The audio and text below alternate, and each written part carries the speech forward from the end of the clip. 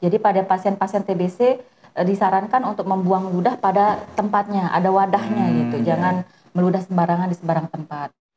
Selamat datang di Pocer, Prokes Ceria Puskesmas Labuan Haji. Obrolan seputar pelayanan kesehatan, program kesehatan, tips kesehatan, dan obrolan-obrolan lainnya tentang kesehatan. Semoga channel ini bisa bermanfaat untuk banyak orang. Jadi, tonton terus ya channel ini.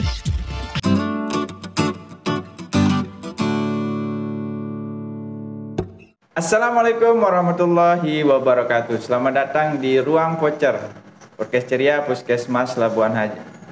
Semoga teman-teman di rumah dalam keadaan sehat, tanpa kekurangan satu apapun, aktivitasnya lancar, dan semua yang dihajatkan bisa terlaksanakan. Hari ini saya bersama teman-teman Puskesmas Labuan Haji, programmer TB dan salah satu dokter yang ada di UPT BLUD Puskesmas Labuan Haji. Hari ini kita akan membahas tema tentang TBC, karena di wilayah kerja kita banyak masyarakat yang tidak paham atau tidak tahu tentang TBC itu sendiri. Nah, hari ini kita kedatangan narasumber 2 orang, yakni salah satu dokter yang ada di Puskesmas dan programmernya langsung yang akan memberikan kita informasi tentang hal-hal itu. Sebelum itu kita ajak kenalan dulu ya. Gimana kabar Bu Dokter dan Pak Fahmi? Alhamdulillah. Ya, supaya teman-teman di rumah bisa kenal dan mungkin di jalan atau di Puskesmas ketemu bisa menyapa langsung Bu Dokter sama Pak Fahmi. Silahkan mungkin Pak Fahmi perkenalkan diri dulu dari programmernya dah. Oke dah. Maaf Bu Dokter ya, saya harus memperkenalkan lebih dulu. Oke, perkenalkan mungkin bagi yang sudah kenal tidak perlu ya karena sudah kenal. Tapi saya perkenalkan diri buat teman-teman atau masyarakat Puskesmas Labuan Haji yang ada di wilayah Puskesmas Labuan Haji yang belum kenal. Jadi nama saya Hairul Fahmi. Kebetulan saya di sini diberi tanggung jawab oleh pimpinan untuk bertanggung jawab dalam mensukseskan program TBC di Puskesmas Labuan Haji. Mungkin itu ya sekedar nama. Alamatnya apa? Oh, kalau alamat itu saya kebetulan tinggal di Gelang ya. Gelang itu termasuk batas kota ya. Jadi di paling barat Pancor itu Gelang. Terus saya sekarang sudah kurang lebih cukup lama ya di Puskesmas Labuan Haji, 12 tahun ya. 12 tahun. Ya, jadi termasuk salah satu staf yang lama, senior. Ya, senior yang di Puskesmas Labuan Haji. Cuman pemegang program itu baru 3 tahun lah gitu. Nah, mungkin itu ya anunya. Perkenalannya. Selanjutnya Bu Dokter, silakan Bu Dokter. Baik, bismillahirrahmanirrahim. Assalamualaikum warahmatullahi wabarakatuh. Waalaikumsalam warahmatullahi wabarakatuh. Saya Dr. Rian. Saya merupakan dokter umum di Puskesmas Labuan Haji. Saya sudah 3 tahun berada di sini, kurang lebih 3 tahun 4 bulan. 3 tahun 4 bulan.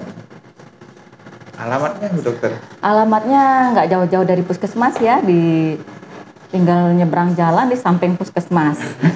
Mungkin ada teman-teman di rumah yang nggak tahu kan? Siapa tahu nanti di depan rumah lagi berdiri ya, nyapa kan, kenalnya Bu Dokter. Nah, sekarang sudah tahu. Salah satu dokter yang ada di UPD BLUD Puskesmas Labuan Haji. Kemarin-kemarin juga kita mengundang dokter-dokter yang ada di Puskesmas Labuan Haji. Nah, sekarang tinggal gilirannya Bu Dokter ya.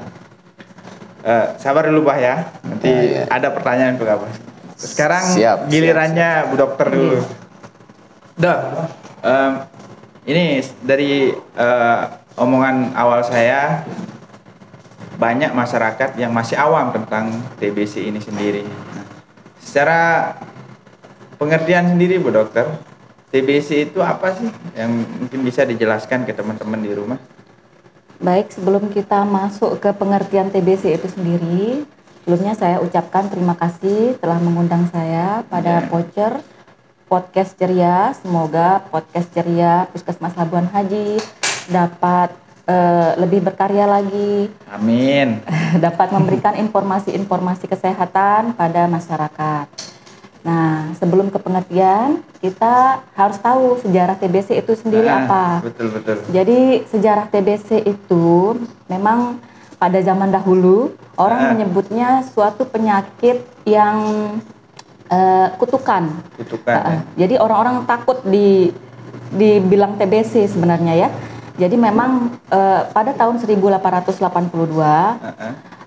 tanggal 24 Maret seorang dokter bernama Dr. Robert Koch itu menemukan basil pada dahak atau sputum pasien paru beliau.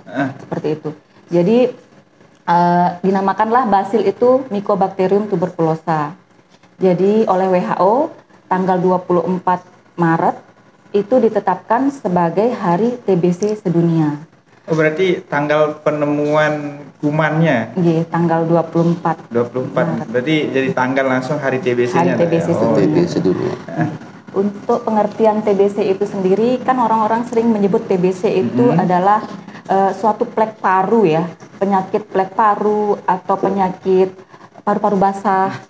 Nah, untuk pengertiannya di sini suatu penyakit infeksi yang menyerang organ paru yang disebabkan oleh bakteri Mycobacterium tuberculosa. Dia memang penyakit TBC ini sangat menular sekali. Jadi selain menyerang paru, organ-organ lain juga dapat terkena. Seperti pertama otak, dia nanti menyerang lapisan meningen yang ada di otak. Kemudian menyerang kelenjar, disebut TB kelenjar. Kemudian yang ketiga ada yang namanya TB tulang atau spondilitis TB ya. Yang keempat memang ada untuk menyerang usus juga, usus manusia. Jadi dinamakan TB usus. Seperti itu. Berarti tidak hanya di paru-paru saja, Bu Dokter, yang dikatakan TB. Memang sebagian besar ada di paru-paru, sekitar 80% dan 20%-nya ada di organ lain. Tapi tidak menutup kemungkinan ada jenis TB yang lain, yang kayak Bu Dokter sebutkan tadi. TB paru, TB tulang ya. Jadi itu teman-teman di rumah ya, TB itu tidak hanya menyerang organ paru-paru saja, tapi ada jenis TB yang lain, mungkin bisa diwaspadai. Nah, untuk selanjutnya Bu Dokter, untuk teman-teman di rumah supaya lebih waspada, mungkin di sekelilingnya, teman-temannya di rumah, keluarga, supaya lebih tahulah ciri-ciri kita dikatakan TBC secara kasat mata, mungkin sebelum adanya pemeriksaan penunjang, tentunya laboratorium, tentunya kan Pak ya. Bisa Bu Dokter gambarkan secara singkat ciri-ciri yang bisa kita kenali TBC itu seperti apa? Baik, jadi ciri-ciri dari sakit TBC. Sebenarnya TBC ini merupakan penyakit the great imitator, yaitu jadi dia menyerupai penyakit lain, penyakit paru kronis lain, mirip gejalanya. Jadi yang bisa membedakan yaitu dari onset atau gejalanya. Di mana pasien TBC onsetnya lebih dari 2 minggu. 2 minggu. Contohnya gejalanya yaitu batuk lebih dari 2 minggu, produktif, kemudian disertai dahak, kadang juga kering, namun ada ditemukan bercak darah berwarna merah terang seperti itu. Kemudian ada demam lebih dari 2 minggu, namun demamnya bersifat sumber-sumber, supebris, tidak terlalu tinggi. Kemudian yang ketiga demam. Yang ketiga itu ada keringat malam hari tanpa melakukan aktivitas fisik yang berat, tanpa ada sebab. Kemudian yang keempat itu terjadi penurunan berat badan karena memang pada pasien TBC cenderung anoreksia, tidak mau makan. Jadi menurunlah berat badannya. Seperti itu. Yang kelima memang sesak dan juga terdapat nyeri dada. Adapun juga terdapat pembesaran kelenjar getah bening ditemukan pada misalnya leher pasien seperti itu. Sekarang ke Pak Fahmi deh, biar nanti ada pertanyaan lagi Bu Dokter. Siap. Sekarang itu, saya boleh sambilan minum ya? Nggak apa-apa, santai aja. Jangan tidur aja Bu Dokter. Begini Pak, mengenai pelayanan TB yang ada di Puskesmas, kita lihat kan di Puskesmas Pak Fahmi yang sering langsung kontak dengan pasien-pasien TB yang di wilayah kerja kita. Gimana itu Pak? Mungkin bisa dijelaskan ke ke teman-teman di rumah pelayanan TB yang ada di Puskesmas Labuan Haji? Oke. Sedikit mungkin perlu saya sampaikan untuk para pemirsa ya, kita anggap aja para pemirsa ya, karena mudah-mudahan bisa semakin banyak menonton podcast ini, maka semakin banyaklah tersebar informasi ke masyarakat. Amin. Karena tujuan kita kan informasi mengenai pelayanan, penyakit dan lain sebagainya bisa diterima sama masyarakat. Jadi terkait dengan pelayanan TB di Puskesmas Labuan Haji, jadi kita ini ada namanya pelayanan statis, itu kita berada di dalam gedung, dan ada juga terkadang kita melakukan kunjungan ke lapangan. Tapi ini yang kita bahas terkait dengan pelayanan yang ada di dalam gedung. Jadi untuk pelayanan TB ini kita full 6 hari kerja, kecuali hari libur. Jadi setiap jam kerja itu kita terus memberikan pelayanan terkait dengan pengambilan obat mungkin bagi penderita yang sudah terindikasi dia terkena TB, itu pengambilan obatnya setiap hari bisa kita lakukan pelayanan, dan kita siapkan juga ruangan khusus supaya pasien itu sendiri tidak kebingungan harus menghubungi siapa, ke ruangan mana gitu. Jadi ruangannya sudah kita siapkan khusus. Mungkin bisa diberi gambaran, Mbak, ruangannya sebelah mana? Karena sering kan pasien bingung. Betul. Ruangan di puskesmas banyak sekali. Jadi kebetulan ruangan kita itu di paling timur. Paling timur ya? Paling timur ya. Jadi dia paling timur. Kalau teman-teman atau masyarakat yang sudah pernah berkunjung ke Puskesmas Labuan Haji, itu ada ruang rawat inap. Nah, deretan ruang rawat inap itu paling ujung timur. Nah, di sana kita melakukan pelayanan 6 hari kerja. 6 hari kerja. Jadi 6 hari kerja itu pun kadang-kadang juga walaupun kita siapkan waktu 6 hari kerja, ada juga pasien yang konsultasinya lewat telepon, lewat WA. Bisa itu, Pak, ya?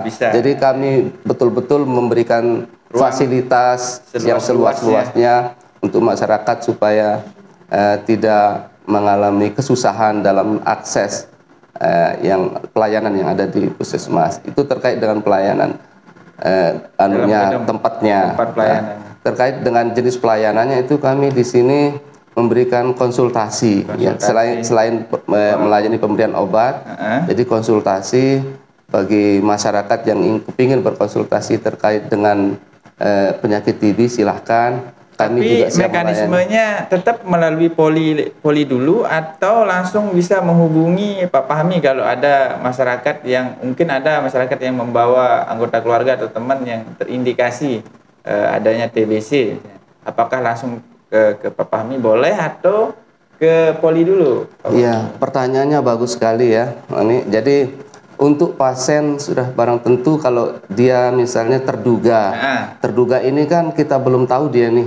apakah dia terkena TB apa tidak. Nah, tentu kalau dia masih terduga dia harus melalui poli rawat jalan dulu. Tetap poli ya. Karena nanti di sana ada dokter yang akan memeriksa lebih lanjut apakah dia itu memang terkena penyakit TB atau tidak. Nah, terkait dengan pasien-pasien yang sudah memang diindikasikan, didiagnosa terkena TB, kami berusaha untuk memberikan akses yang semudah-mudahnya. Jadi pasien yang kepingin ngambil obat itu tidak perlu melalui poli lagi. Jadi langsung bisa ke ruangan TB gitu. Seperti itu. Kemudian mengenai gambaran program-program TB yang ada di Puskesmas Labuan Haji, Pak, bisa dijelaskan mungkin ke kita semua. Saya pribadi belum tahu banyak tentang apa sih kegiatan-kegiatan yang ada di programmer TB ini, selain tadi ada pemberian obat, konsultasi, dan ya mungkin yang di masyarakat, mungkin di dalam gedung yang belum Pak Fahmi sampaikan tadi. Mungkin bisa disampaikan, Pak. Oke. Jadi ada 2 strategi yang kami terapkan untuk mensukseskan program TB ini. Ada namanya active case finding. Jadi active case finding itu kami jemput bola lah kalau bahasa kerennya ya, jemput bola. Ya, bahasa bolanya jemput bola. Jadi kami termasuk saya sebagai petugas itu bekerja sama dengan lintas sektoral maupun lintas program untuk terus melacak kasus-kasus TB yang ada di masyarakat yang kemungkinan juga belum terdeteksi di dalam gedung.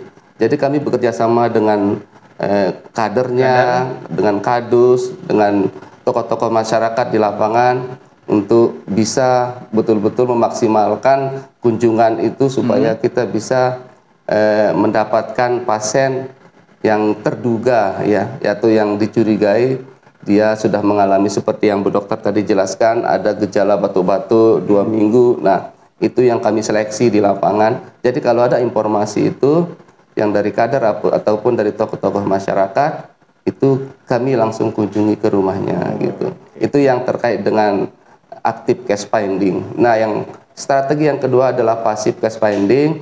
Jadi kita itu kami di puskesmas ya bekerja sama dengan dokter yang ada di sini, terus teman-teman yang ada di rawat jalan itu untuk siapa tahu ada pasien dengan gejala yang seperti dijelaskan tadi, ada batuk-batuk lama, apalagi batuknya aktif lebih 2 minggu, itu diwajibkan untuk memeriksakan dahak ke laboratorium. Jadi seperti itu strategi yang kami terapkan, active case finding dengan passive case finding gitu ya. Jadi ada 2 Pak ya, berarti bisa dikatakan yang keluar dan yang di dalam. Ya, yang keluar dengan yang di dalam. Mengenai pemeriksaan penunjang, Bu Dokter, kita kan perlu kita tahu TBC ini bukan hanya dari gejala-gejala klinis yang tampak dari mata dan yang disebutkan sama pasien tentunya.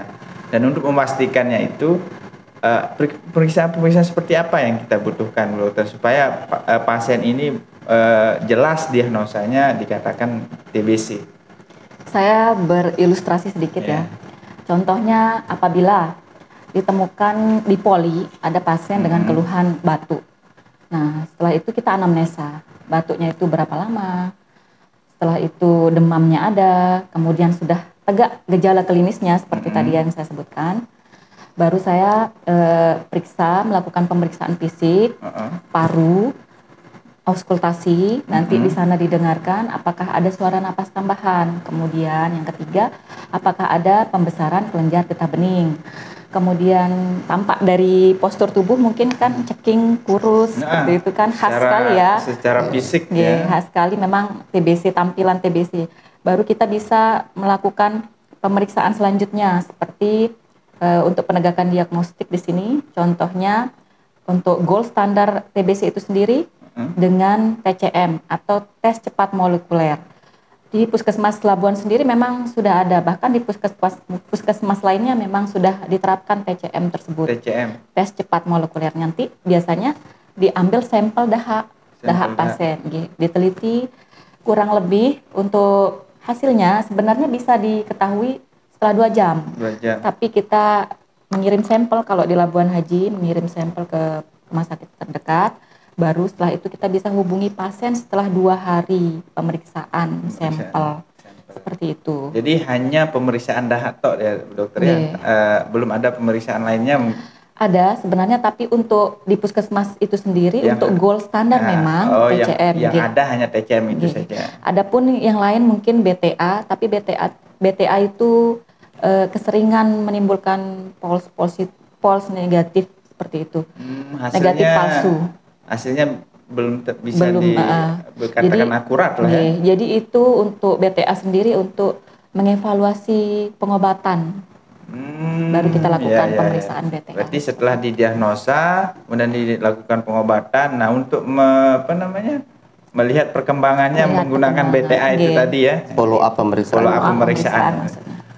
Kemudian ke pengobatan, Bu Dokter ya. Pengobatan TB ini seperti apa?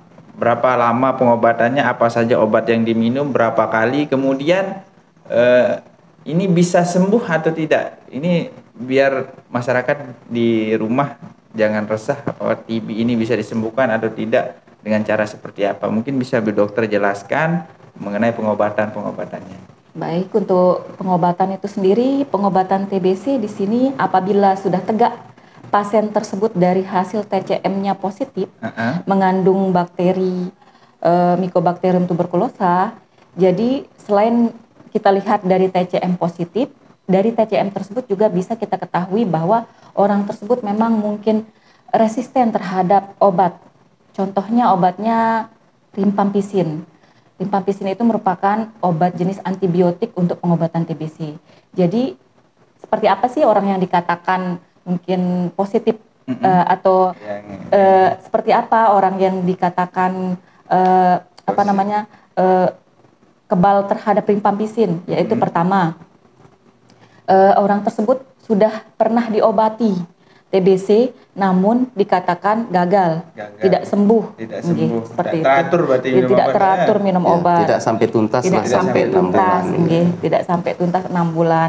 Kemudian orang yang kambuh setelah diobati. Kambuh. Ada kemungkinan kambuh. Ada juga. kemungkinan untuk kambuh juga. Iya. Yang ketiga mungkin orang tersebut terlalu sering minum golongan antibiotik tertentu seperti quinolone, contohnya ciprofloxacin, levofloxacin, itu bisa menyebabkan dia resistensi terhadap rifampicin. Kemudian mungkin ada juga nama obatnya yang rifampicin ini ya? Rifampicin. Memang rifampicin. Apa sebutannya? Rifampicin. Rifampicin ya. Ada juga orang dengan TBC HIV, memang itu susah sekali Karena untuk diobati. ada faktor pemberat dokter ya dengan HIV-nya ya. Jadi untuk pengobatannya itu sendiri dilakukan selama 6 bulan. Pengobatannya bisa dilakukan di puskesmas, ada obatnya di puskesmas, gratis, program pemerintah. Jadi tetap kita harus awasi juga pasiennya minum obat. Jadi ada 2 tahap pengobatan TBC. Yang pertama fase intensif, yaitu fase di mana pasien harus minum obat TBC sebanyak 2 bulan. 2 bulan yang berwarna merah. Setiap hari. Setiap hari, ya. Jadi tergantung berat badannya juga. Kita harus lihat berat badan. Ya, jadi kalau dia berat badannya 38, contoh 38 sampai 54, jadi pasien TBC itu harus minum obat 3 tablet setiap hari yang berwarna merah. Setelah itu kita akan melakukan follow up. Biasanya seminggu sekali atau 2 minggu sekali, kita by phone juga bisa, atau bisa disuruh kontrol pasiennya ke puskesmas. Selain itu kita tanya ada keluhan apa enggak setelah minum obat, karena obat TBC ini juga kan banyak efek sampingnya. Iya, tapi namun efek sampingnya bisa juga tidak terlalu berat. Oleh sebab itu kita minta pasiennya untuk kontrol, ketemu dokter, ketemu petugas kesehatan. Jadi setelah fase intensif kemudian diteruskan dengan fase lanjutan. Ini yang terakhir berarti. Iya, fase lanjutan itu di mana minum obatnya seminggu 3 kali. Jadi Senin, Rabu dengan Minggu bisa 3 tablet. Warnanya kuning. Jadi dibedakan dengan warna dari fase-fase itu dokter ya. Jadi tetap dilakukan follow up lagi misalnya sekali sebulan. Nah, di akhir pengobatan, sebelum akhir pengobatan nih, di minggu kedua itu memang pada bulan kedua maksud saya, nanti dilakukan cross check atau follow up lagi, dicek dahaknya, dilihat keluhannya, cek dahak dengan menggunakan BTA tadi. Untuk memastikan bahwa pasien ini betul-betul sembuh atau tidak. Apa tidak, atau masih mungkin ini positif. Luar seperti biasa itu. sekali. Lama pengobatannya, teman-teman di rumah jangan sampai ya. Jadi tetap jaga kesehatan, aktivitas fisiknya dibanyakkan, makan buah dan sayur, makan gizi yang seimbang di rumah. Kalau memang ada curiga anggota keluarga yang dicurigai ada TBC, silahkan langsung periksa karena ini menular sekali Bu Dokter ya. Iya, benar Dan sekali. pengobatannya lama, disebutkan sama Bu Dokter sampai 6 bulan. 6 bulan itu yang dengan orang yang memang TBC murni. Lain lagi dengan orang yang kena TBC resisten obat. Ekstra paru juga bisa. Lagi pengobatannya. Ada ekstra paru juga bisa sampai 1 tahunan juga. Semoga kita semua tetap dalam keadaan sehat lah. Bahaya sama Bu Dokter ya. Amin. Jadi teman-teman di rumah juga tetap jaga kesehatan lah. Ya, terutama kan kita Bu Dokter yang langsung terpapar dengan pasien, saya juga yang langsung terpapar, sangat beresiko sekali gitu. Jadi harus memang pintar-pintar bagaimana mengatur APD gitu supaya jangan menjaga susah kesehatan. Loh juga nanti kita memberikan penyuluhan TB ternyata petugasnya kena TB kan susah jadinya. Jangan sampai lah ya. Iya. Saya tambahkan sedikit untuk apabila seseorang terkena TBC, tapi bukan hanya orang yang terkena TBC saja ya yang menerapkan etika batuk, jadinya batuk pun punya etika seperti itu ya. Contohnya, kalau kita batuk, kita harus tutup dengan kedua tangan. Jadi 10 doru Menggunakan tisu sebenarnya ya, menggunakan tisu jadi supaya tidak terkontaminasi lagi dengan droplet kita atau percikan air liur kita seperti itu. Jadi memang harus ditutup menggunakan tisu. Kalau kebetulan tidak ada tisu, bisa menggunakan kerah baju juga. Sebenarnya seperti ini begitu. Itu darurat lah Dok ya. Kalau darurat seperti itu. Dan juga jangan meludah sembarangan. Jadi pada pasien-pasien TBC disarankan untuk membuang ludah pada tempatnya, ada wadahnya gitu. Jangan meludah sembarangan di sembarang tempat seperti itu. Ke Pak Fahmi, mengenai target di tahun 2023 dan mungkin bisa dijelaskan capaian apa di tahun 2022 kemarin seperti apa dari program TB yang Pak Fahmi kelola sendiri. Terkait target, memang kita untuk 2022 itu kita masih belum mencapai target. Tapi yang menjadi menjadi pengobat adalah walaupun kita tidak mencapai target di 2022, tapi ada kenaikan, trennya naik gitu. Tren apanya nih? Ya, tren capaiannya. Tren capaiannya. Jadi 2021 itu kita mengobati pasien TB itu sebanyak 44 kasus. Nah, itu tahun 2021. Nah, sekarang tahun 2022 itu naik menjadi 74 kasus. Jadi lumayan banyak kenaikan. Tapi itu pun kita masih jauh dari target. Karena target yang ditetapkan tahun 2022 untuk penemuan kasus itu sendiri adalah sebanyak 125 orang. Satu tahun. Jadi cukup banyak sekali ya.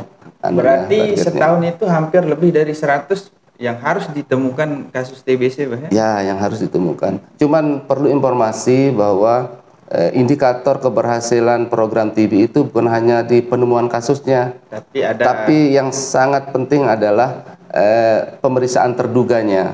Jadi di sini kita banyak sekali pemeriksaan terduga itu. Target kita 1.255 orang. Ya, itu targetnya. Target screening berarti itu ya? Ya, target screeningnya. Tapi itu pun targetnya 70% dari 1.000. Nah, seperti itu. Jadi itu ada target-target lain selain penemuan kasus. Selain pemeriksaan terduga, penemuan kasus, juga tidak kalah pentingnya adalah success rate-nya. Jadi percuma kita screening, kita ngobati, tapi endingnya tidak ketemu sukses pengobatannya, itu tidak ketemu. Berhasil dalam pengobatan. Jadi itu ada 3 itu yang menjadi beban kami di program. Jadi kita harus menemukan sebanyak-banyaknya kasus, terus kita mengobati penderita yang sudah dinyatakan terdiagnosa TB sampai kita mengawal selesai pengobatannya gitu. Jadi dia bisa dikatakan pengobatannya terstandar atau sukses apabila pasien itu betul-betul rutin sesuai dengan aturan yang ada gitu. Ini penting juga, Pak. Mungkin sebelum saya ke pertanyaan terakhir, mohon disampaikan ke teman-teman di rumah. Image pasien TBC ini kan seperti Bu Dokter jelaskan di awal, penyakit kutukan. Kalau zaman dulu dikatakan kutukan, bahkan orang bisa mengatakan itu penyakit yang disebabkan karena santet dan lain sebagainya lah. Mudah-mudahan jangan ada persepsi seperti itu. Mungkin ada pesan ke teman-teman di rumah supaya bagaimana memperlakukan pasien-pasien TBC yang ada di wilayah kerja kita supaya pasien ini juga semangat berobat, karena kita tahu pengobatannya 6 bulan dan mereka bisa sembuh dengan tuntas. Mungkin bisa disampaikan ke... Siap. Jadi memang ini pertanyaan-pertanyaan yang terus kami coba cari solusi ya. Karena kalau kemarin di podcast sebelumnya ada podcast HIV/AIDS terkendala terkait dengan stigma. Ya, jadi di TB ini pun juga ada stigma sebenarnya. Ada stigma yang kuat di masyarakat. Kenapa saya bilang begitu? Karena seringkali di saat kita melakukan pelacakan kasus, orangnya itu sebenarnya klinis. Kita tahu dia, tapi dia tidak pernah ngaku, dia tidak mau ngaku kalau dirinya itu TBC. Batuknya lama, bukan TBC, batuknya lama. Batuk lama. Jadi kita dapat informasi dia tuh batuknya lama. Akhirnya kita merasa dia terduga. Di saat kita datengin kunjungan ke rumahnya, dia menyangkal kalau dia mengalami batuk-batuk gitu. Jadi itu termasuk kendala kami di lapangan. Karena apa? Karena mereka merasa seperti yang tadi Bu Dokter jelaskan. Jadi masih menganggap bahwa penyakit TB itu penyakit kutukan, penyakit aib. Jadi mereka itu merasa apa ya? Apa istilahnya itu? Ya, malu. Dia malu untuk mengakui bahwa dia itu terkena TB itu. Takutnya nanti masyarakat itu mengucilkan gitu ya. Betul. Mengucilkan karena takut tertular apa. Sebenarnya masyarakat itu yang sudah sadar, malah sering kami menemukan kasus juga Bu Dokter. Jadi pasien ini sendiri yang kepingin dia diperiksa. Kepingin dia diperiksa karena dia memang sudah tahu bahwa itu adalah penyakit menular, bukan penyakit kutukan, bukan penyakit aib. Jadi dia tahu bahwa dia itu mencurigai dirinya tertular oleh keluarga yang sudah terkena TB. Dia yang kepingin dilakukan pemeriksaan gitu. Jadi kalau sebenarnya penyakit TB ini sekali lagi, mungkin saya tambahkan yang sudah dijelaskan Bu Dokter tadi, siapapun bisa terkena penyakit TB. Bukan dia harus status sosialnya rendah, bukan dia harus dari kalangan orang yang tidak berpendidikan, miskin. Jadi tidak seperti itu. Presiden pun kalau dia tidak izin, dia misalnya bergaul dengan orang yang kena TB dan orang itu tidak berisiko, dia tahu, tetap berisiko. Terutama kita juga yang di petugas kesehatan sangat berisiko sekali terpapar karena itu penyakit menular yang dimana penularannya itu melalui droplet infection. Jadi seperti ini misalnya ada salah satu kita yang ada di ruangan ini terkena TB, kita ngobrol-ngobrol begini, insya Allah kita juga bisa terkena. Tapi beresiko itu. Jadi siapapun bisa terkena TB itu. Jadi, terakhir Bu Dokter sama Pak Fahmi, ya Bu Dokter dulu ya, harapannya sama program TB ini ke depannya seperti apa? Sedikit aja. Ya mungkin pasiennya sembuh semua atau apa. Semoga kedepannya program TB sebenarnya sudah baik sih ya. Tapi semakin tepuk tangan dulu dong buat programnya. Semakin baik, semakin mengedukatif juga. Semoga dapat memberikan manfaat juga. Amin. Jadi jangan takut, sekali lagi dikatakan TBC, mari berobat karena TBC itu bisa sembuh ya dengan pengobatan teratur, mengikuti anjuran dari petugas kesehatan, bisa sembuh. Dan juga menjaga sanitasi lingkungan yang baik, hygiene yang baik, makan makanan bergizi, berolahraga, dan juga sering terkena sinar matahari mungkin juga ultraviolet pagi karena memang bagus sekali untuk kuman TBC bisa mati seperti itu. Mungkin Pak Fahmi sedikit harapannya ke depan mengenai program TBC. Kalau dari saya memang seperti yang Bu Dokter alhamdulillah bilang tadi, alhamdulillah sudah ada perbaikan. Cuman apalah artinya seorang Hairul Fahmi tanpa ada dukungan dari orang teman-teman yang ada di Puskesmas. Karena ini kompleksitasnya program TB ini sangat kompleks sekali karena kami tidak bisa berdiri sendiri, harus melibatkan banyak orang. Termasuk di sini yang ada nih, ada dokternya yang screening di poli, terus ada juga labnya yang akan melakukan pemeriksaan. Jadi nanti sinergi yang ada kita di Puskesmas Labuan Haji ini betul-betul harus lebih dikuatkan lagi. Lebih kompak lagi. Ya, lebih kompak lagi. Ya. Lebih mengatur chemistry lah gitu ya, supaya program ini betul-betul bisa kita tuntaskan. Karena hanya satu yang bisa menuntaskan program TB terkait dengan program nasional bahwa 2030 itu eliminasi TB. Hanya satu caranya adalah memutus rantai penularannya. Tadi terkait dengan mensukseskan program TB, jadi percuma kita menemukan, kita mengobati kalau pasiennya sendiri tidak sampai sukses pengobatannya. Nah, dalam mensukseskan pengobatan ini memang banyak sekali kendala yang kami rasakan, terutama terkait dengan pasien itu sendiri. Karena ini kan pengobatannya seperti yang Bu Dokter jelaskan tadi, minimal selama 6 bulan ya Bu Dokter. Kalau itu kena TB awal, ya TB pertama lah, dia pengobatannya selama 6 bulan. Nah, selama rentan waktu 6 bulan ini kan tentu pasien itu di samping dia merasa jenuh minum obat, mungkin Ada efek samping. ada lupa, ada efek samping. Nah itu yang menyebabkan kita terkendala dalam memberikan pengobatan yang standar selama 6 bulan tersebut. Karena percuma dia minum obat 2-3 bulan terus dia selesai pengobatan itu percuma. Itu yang nanti akan menyebabkan terjadinya resisten ya, Resistensi seperti obat. yang tadi Lain dokter lagi jelas. pengobatannya. Lain lagi pengobatannya. Lama lagi tambah dan susah banyak lagi. Nah terkait Ribet lagi. ya, terkait dengan mensukseskan pengobatan itu sendiri, kami di sini menerapkan sistem nyam istilahnya ya. Ya ada Ini istilah baru, istilah yang ada istilah di Puskesmas Labuan Haji Jadi ini ya, Bu, ya? khusus kami terapkan di Puskesmas, ada istilah yang khusus penerapannya ada di Puskesmas Labuan Haji. Jadi tos TB dengan nyam. Jadi tos TB itu temukan obati sampai sembuh. Tentu ini kan slogan temukan obati sampai sembuh ini kan membutuhkan tindak lanjut, strategi.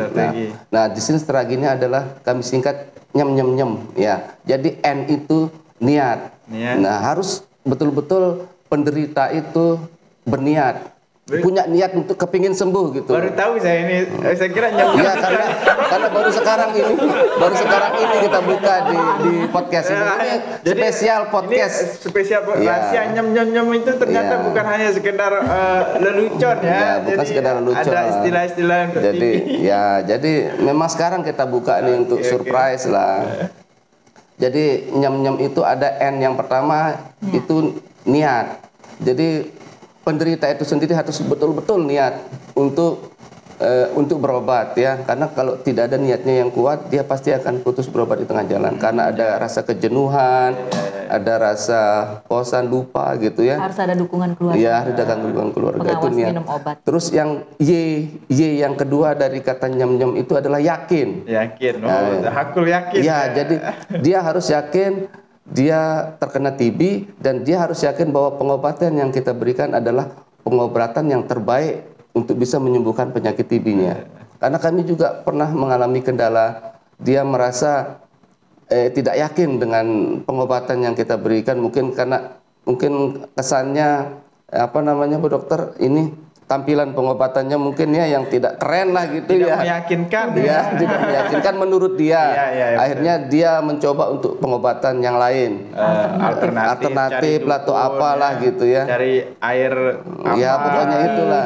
Akhirnya itu yang menyebabkan putus pengobatannya. Betul juga itu karena banyak kita lihat kejadiannya. Iya, banyak sekali kejadian seperti itu. Jadi dia harus yakin dulu bahwa obat yang kita berikan yang di puskesmas adalah merupakan obat yang terbaik yang bisa menyembuhkan dia dari penyakit TB itu. Terus E dari kata nyam itu adalah itu efek samping obat. Jadi dia harus betul-betul tahu dulu apa efek samping obatnya yang kita berikan. Jangan nanti setelah dia minum obat dia tidak tahu efek samping, dia takut lagi nih untuk minum obatnya. Karena dia saya ini tidak nyocok. Kok setelah minum obat ini saya begini, akhirnya dia tidak mau melanjutkan pengobatan. Terus yang terakhir adalah nyam M. Huruf terakhir adalah motivasi. Itu yang paling penting adalah dia terus bisa motivasi diri, keluarga bisa motivasinya dirinya untuk bisa mensukseskan pengobatannya selama 6 bulan gitu. Seperti itu. Jadi coba bisa diulang mungkin anunya. Apanya? Tos TB nyam. Oh iya. Jadi gerakannya pun juga harus dinamis gitu ya, istilahnya dinamis. Karena ada maknanya juga. Gitu ya. Seperti mungkin bisa kita praktekkan sama-sama. Karena nanti ini akan kita jadikan sebagai salam penutup mungkin ya Bu Dokter ya. Jadi closingnya ya. Ya, jadi closingnya. Mungkin saya contohkan dulu ya. Saya contohkan dulu karena ini masih baru ya, bukan dulu. Termasuk Bu Dokter juga. Hanya saya yang tahu ya. Ya, yang gerakannya yang pertama adalah tos TB, temukan, obati sampai sembuh TBC. Nah, di sini terus nanti setelah itu nyam. Nah, jadi maksudnya nyam itu di saat kita melakukan niat untuk temukan obati sampai sembuh, gelombang nyam-nyamnya itu harus masuk ke dalam hati gitu ya. Yang nyam yang seperti yang tadi dijelaskan seperti semoga targetnya pemerintah di tahun 2030 bisa tercapai dengan adanya eliminasi TBC ya. Dan petugasnya juga sehat terus supaya bisa melayani pasien-pasien terutama di wilayah kerja Puskesmas Labuan Haji. Terima kasih Bu Dokter Pak Fahmi hari ini Ya, sama-sama. sudah berbagi ilmu ke kita semua dan teman-teman di rumah. Jadi terima kasih, semoga video ini bisa bermanfaat untuk kita semua dan teman-teman di rumah. Mohon maaf apabila ada salah kata. Sekali lagi terima kasih. Jangan lupa tetap dukung channel kami supaya informasi-informasi yang kita sampaikan bisa tersampaikan luas kepada masyarakat, terutama yang ada di wilayah kerja Puskesmas Labuan Haji. Tos TV, temukan, obati sampai sembuh. TBC. Nyam nyam nyam nyam nyam nyam nyam nyam. Nyam nyam nyam nyam nyam nyam nyam. Nyam nyam nyam nyam nyam nyam nyam. Oke, terima kasih. Assalamualaikum warahmatullahi wabarakatuh. Salam.